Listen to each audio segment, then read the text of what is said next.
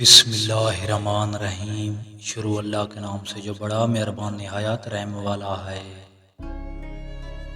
اپنے نفس پر قابو پا لو، دنیا خود بخود تمہارے قدموں میں ہوگی۔ نفس کو جتنا قابو میں رکھو گے اتنا ہی دل روشن ہوگا۔ نفس کو موٹا کرنے کا مطلب غرور نہیں، خود ہی کو زندہ کرنا ہے۔ جس نے اپنے نفس کو پہچان لیا اس نے اپنے رب کو پہچان لیا۔ حضرت علی علیہ السلام۔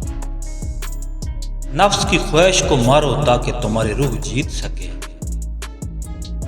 جو انسان اپنے اندر کے دشمن نفس کو ہرا دے وہ دنیا کا سب سے بہادر ہے۔ نفس کمزور ہو تو انسان غلام بنتا ہے اور نفس مضبوط ہو تو بادشاہ۔ نفس کو موٹا کرو یعنی اپنے عزم، کردار اور صبر کو بڑا کرو۔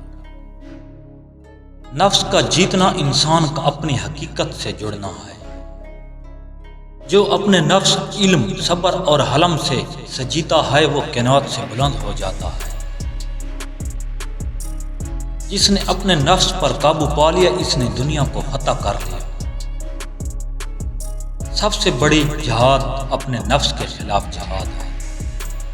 نفس کو اگر آزاد چھوڑ دو تو یہ تمہیں برباد کر دے گا۔ عقل مند وہ ہے جو اپنے نفس کا محاسبہ کرے۔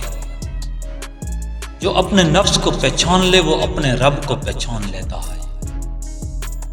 نفس سب سے بڑا دشمن ہے جو ہمیشہ تمہارے دل میں رہتا ہے۔